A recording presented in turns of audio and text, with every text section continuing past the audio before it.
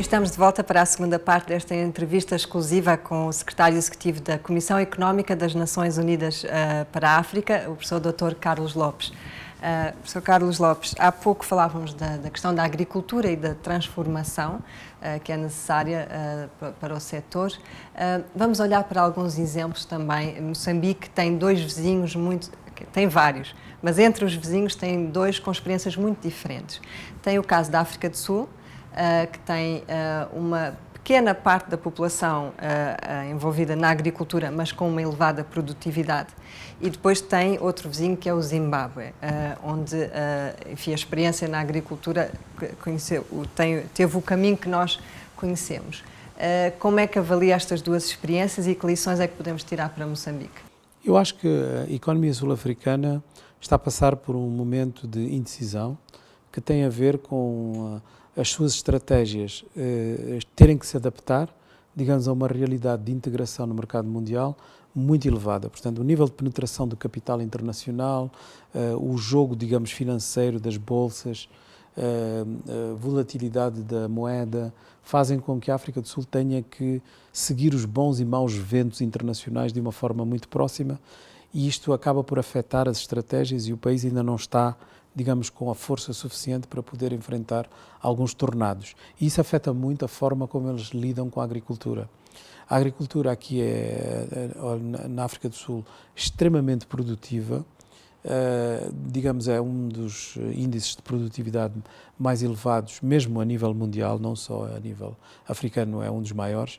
Temos talvez o único país que tem esses níveis de produtividade em África, é o Marrocos, e nós temos a consciência clara de que essa grande capacidade está em erosão rápida, porque, digamos, a infraestrutura que serve de sustento principal a essa produtividade está nos limites, e nomeadamente a infraestrutura de produção de eletricidade, mas também de fertilizantes, etc. Portanto, temos aqui a consciência de que a agricultura sul-africana pode vir a contribuir menos do que produz para a economia.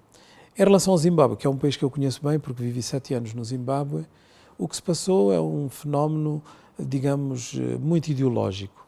Na altura em que começou o debate sobre as terras, havia uma emoção muito grande à volta da questão da terra, mas havia também cerca de 10 milhões de hectares de terras não utilizadas. Portanto, através de políticas de incentivo fiscal e outras, poderia ter-se resolvido o problema, porque pode-se penalizar as pessoas que têm terras, mas que não as cultivam, e pode-se penalizá-las tão seriamente que, em vez de ser, digamos, um benefício tê-las, é melhor vendê-las. E então o Estado pode comprá-las a preços muito reduzidos e assim permitir a distribuição da terra àqueles que não a têm. Portanto, com incentivos fiscais é possível fazer coisas maravilhosas, e o Zimbábue acabou por conseguir até rendimentos produtivos muito elevados por parte de pequenos camponeses, de pequenos proprietários. Ao contrário do que se imaginava, são bastante produtivos quando se lhes dá, digamos, os elementos necessários a essa produtividade, nomeadamente subsídios para fertilizantes, estabilização de preços e também outras condições de apoio, como infraestrutura de estradas, que o Zimbábue já tinha, mas, digamos, chegaram ao limite do que isso pode contribuir. E esse limite, apesar de ser muito produtivo, é muito baixo, porque há muita terra neste momento no Zimbábue que era utilizada antes e que não é utilizada agora. E, portanto, perdeu-se no balanço geral. E eu acho que Moçambique tem que tirar bem a lição do que se passou num país como o Zimbábue para não repetir os mesmos erros. O que é que Moçambique pode fazer? Eu acho que Moçambique tem, digamos, a vantagem de ter 150 trilhões de metros cúbicos de gás, mas se pensa que o seu futuro é o gás, não vai muito longe.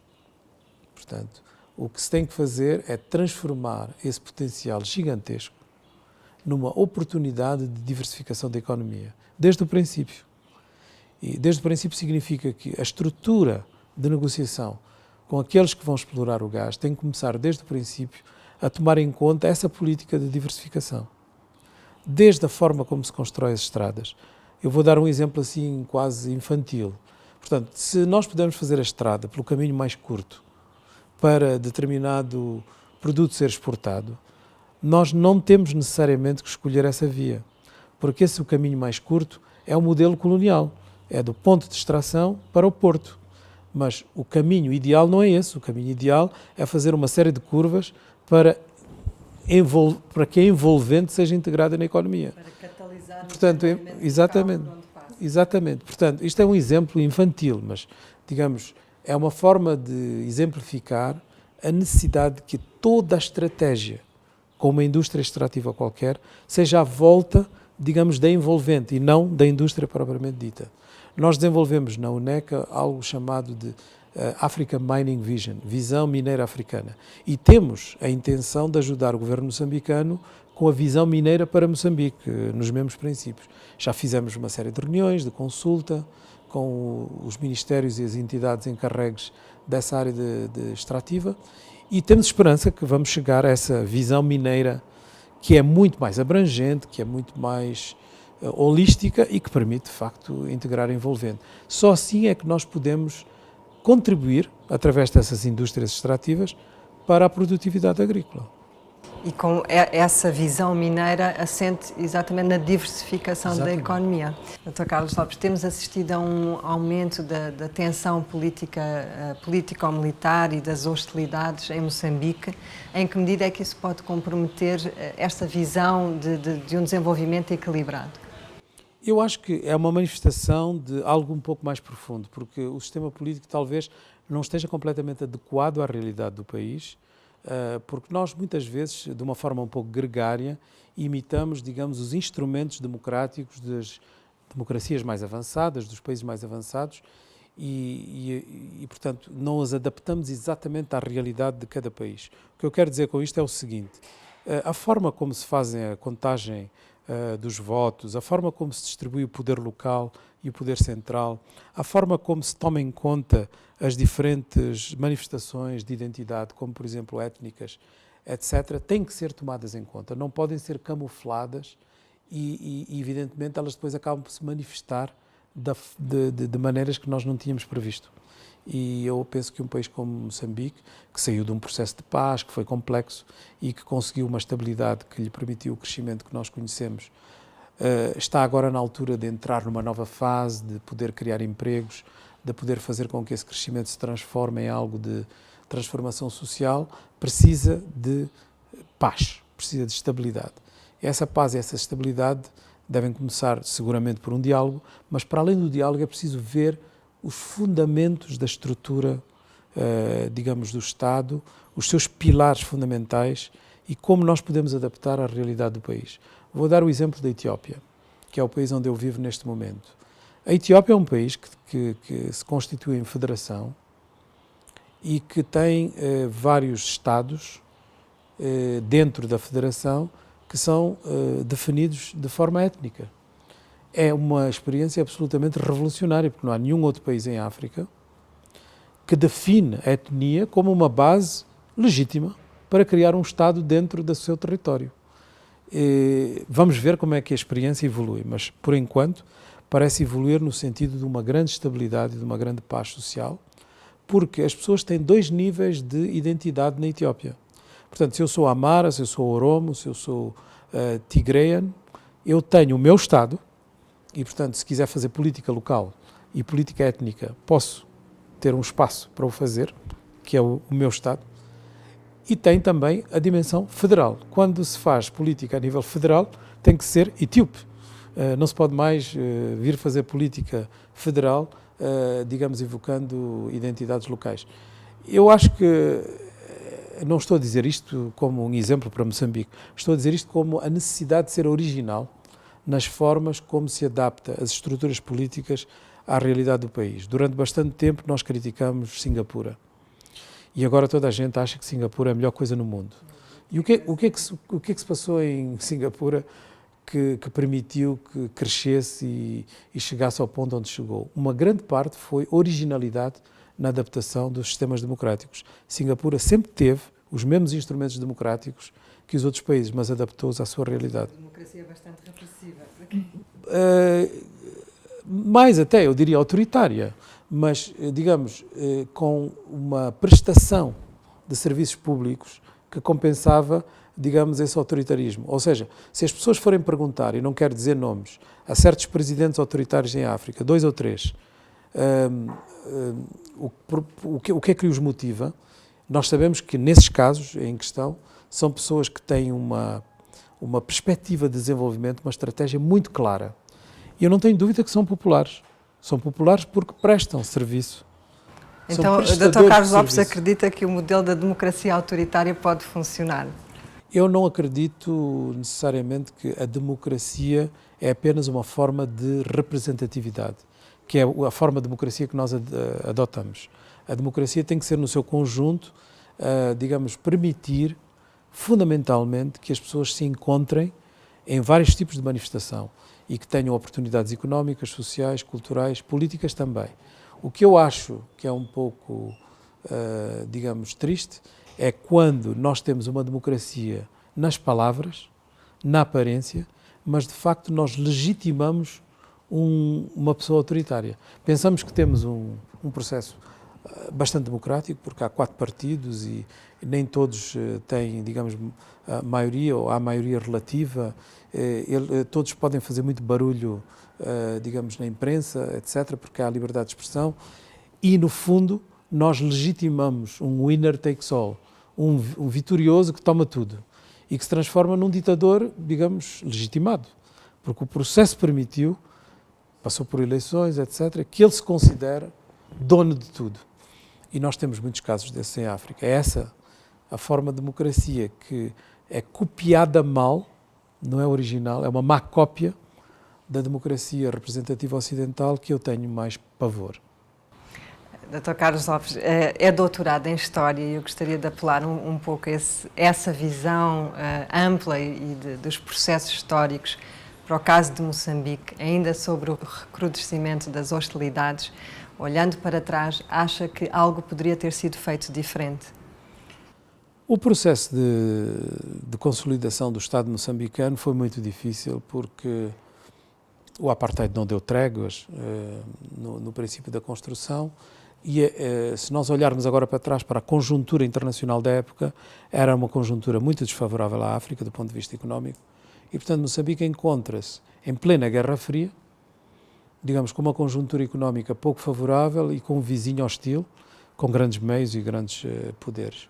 Portanto, isso acabou por marcar profundamente a forma como o Estado moçambicano foi construído. Foi construído em forma de fortaleza, como se fosse, digamos, o castelo que tem que se proteger dos inimigos. E, portanto, tem muitas vezes dificuldade em lidar com dissidência, porque é uma fortaleza.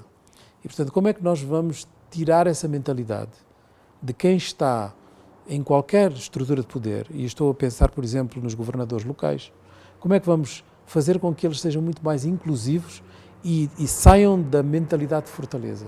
É esse o aspecto fundamental, porque não só começou assim, a construção do Estado moçambicano, como depois foi ainda pior, com a guerra civil, que foi desencadeada com o apoio de inimigos externos, mas com executores também internos. E, portanto, eu acho que o processo de paz é uma tentativa de, digamos, fazer com que as pessoas entrem em diálogo. Somos todos moçambicanos, mas as características estruturais ainda se mantêm. E, portanto, é preciso ultrapassar essa fase. Quase como dizia o George Orwell, somos todos moçambicanos, mas uns mais do que outros. Dr. Carlos Lopes, deixando o passado para trás e olhando para o futuro, o Dr. Carlos Lopes tem um blog que é acessível através da página da UNECA, aproveito para deixar a dica aos nossos telespectadores, e nesse blog escreveu um texto que tem como título Are Africans Ready for Their Future? Será que os africanos estão prontos para o seu futuro? O Fórum Mosef vai ser realizado, como eu referi, em dezembro e o lema é justamente o futuro é agora, humanizando o crescimento.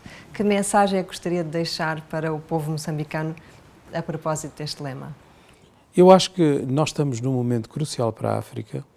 Este ano até é um ano interessante, porque é um ano em que as pessoas dizem que a economia africana não será tão pujante como tem sido nos últimos anos. E eu gosto imediatamente de corrigir e dizer, não, será a mais pujante de todas as outras. Portanto, o que existe é uma espécie de clima recessivo mundial, onde as previsões económicas para o conjunto do mundo estão a ser diminuídas, mas mesmo assim a África está à frente de todas as outras. Isto segundo, digamos, os critérios dos grandes analistas. E eu acho que até são capazes de errar por defeito. Deve ser até mais crescimento do que aquele que está a ser apontado, porque em todos os modelos econométricos continua-se a dar muita importância às commodities, aos recursos naturais, etc. E eu penso que eles têm menos peso na economia africana do que tinham antes. Mas isto para dizer que talvez seja, apesar do que eu acabei de assinalar, um bom ano para se refletir sobre o futuro. Quando há dúvidas, é quando nós devemos refletir sobre o futuro, porque talvez havia um pouco de arrogância com todas essas taxas de crescimento um pouco mais elevadas e muita demanda e novos parceiros estratégicos e a Ásia pedindo mais recursos naturais africanos. Talvez isso tenha criado alguma arrogância. E, portanto, como este ano não vai ser tão bom e as pessoas têm medos, talvez é um bom ano para a reflexão. E essa reflexão deve nos levar em que direção? Deve nos levar na direção das aspirações. Por exemplo, existe no quadro da União Africana algo chamado Agenda 2063. É uma agenda muito longa, mas é uma agenda de aspirações. E depois, quando nós temos aspirações, temos que definir o caminho. E essa definição do caminho não é feita quando as coisas estão bem, é feita quando há problemas. E neste momento a África, apesar do seu crescimento económico, está cheia de problemas. Não cria empregos suficientes, há muita pobreza, a qualidade da educação não está preparada para a industrialização. Nós temos dificuldades enormes em valorizar os produtos e as riquezas que temos. Nós continuamos a ser, no fundo, um pouco distraídos, algumas vezes preguiçosos, em relação às necessidades de transformação. E, portanto, por isso é que eu digo, será que os africanos estão preparados para o seu futuro? Dr. Carlos Lopes, duas medidas muito concretas para humanizarmos o crescimento. Nós, durante bastante tempo, tivemos um debate a nível universal sobre como relacionar a economia com o social e com o meio ambiente. E, finalmente, depois de muita discussão, chegamos a essa conclusão na Rio+20, a conferência sobre desenvolvimento sustentável, de que a definição de desenvolvimento sustentável é assente em 3 pilares e eles têm peso igual: económico, social e meio ambiental. Eu normalmente digo, será? Porque na realidade não é assim que nos comportamos. Comportamos-nos, como eu digo, em termos de um cappuccino. Nós temos o café, que é a base, que é um expresso, depois pomos leite e depois pomos um pouco de canela ou de chocolate por cima da espuma. E no fundo é assim que nós tratamos os 3 pilares. O forte é a economia, o expresso. Depois tratamos o social como o leite, não é? que mistura um pouco a economia para dar uma coisa mais apetitosa, e finalmente o meio ambiente aparece lá no fim, quando nós já resolvemos os outros problemas. Não é? E desde o momento em que apareçam as dificuldades, faz-se um café com leite sem já o chocolate ou a canela, e quando não há leite, mesmo assim, o mais importante é o café, não é o leite. E eu acho que é assim que nós tratamos as nossas estratégias. E temos a impressão de que o Ministro das Finanças, o Governador do Banco Central de um país, são quem deve determinar tudo. Eles devem determinar muita coisa, mas eles são apenas o expresso. E os outros 2 pilares? Como nós vamos passar à fase onde humanizamos a economia e fazemos economia verde? É essa transformação profunda que é necessária. É essa transformação profunda que nos vai permitir alcançar os equilíbrios que não temos neste momento. Muito obrigada, Dr. Carlos Lopes. Estamos mesmo nos momentos finais da nossa entrevista. Há uma questão que eu gostaria ainda de lhe colocar, se me permite, um pouco mais pessoal. O Dr. Carlos Lopes nasceu na Guiné-Bissau, filho de pais cabo-verdianos. Olhando para a sua nação guineense, a Guiné-Bissau tem conhecido um período muito longo de instabilidade. Há quem diga até que é um Estado falhado. Como guineense e como alto funcionário das Nações Unidas, sente alguma frustração olhando para a Guiné-Bissau? Eu tenho muitas frustrações em relação ao meu país, por saber que é um país que tem um grande potencial. É um país que, com uma população de 1 milhão, menos de 1,5 milhão de habitantes, pode ser, digamos, um país extremamente bem governado e com grande riqueza. Tem riquezas naturais suficientes, tem uma capacidade de utilizar a sua geoestratégia e, no entanto, isso não está a acontecer por instabilidades que são algumas vezes infantis e que não têm razão de ser. Durante bastante tempo nós pensamos que o problema principal eram os militares. Neste momento o problema já não são os militares, mas alguns políticos. Portanto, estamos constantemente a descobrir que temos forças vivas dentro da nossa sociedade que não são suficientemente preocupadas com o futuro do país e que, digamos, praticam aquela política da barriga, não é? Que é do autoabastecimento, da autossatisfação. E muitas vezes da autossatisfação em termos de ego, nem sequer em termos ideológicos, porque não estão a defender nenhuma teoria particular de como deve ser feita a construção do país. Portanto, se perguntarmos a alguns dos políticos que têm causado mais problemas à Guiné-Bissau, mas o que é que vocês querem para a Guiné-Bissau? Qual é a vossa estratégia de desenvolvimento? Não existe. Portanto, é apenas ego.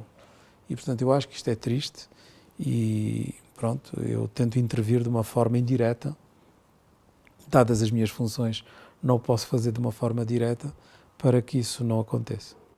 Muito obrigada, Dr. Carlos Lopes. Foi um enorme prazer estar à conversa consigo. Obrigado. Obrigada também a si que nos acompanhou nesta entrevista exclusiva com o professor Dr. Carlos Lopes, secretário-geral adjunto das Nações Unidas e secretário executivo da Comissão Económica das Nações Unidas para a África. Estivemos em Joanesburgo, especificamente para esta entrevista aqui no programa MOSEF. Continua na nossa companhia aqui na STV. Obrigada.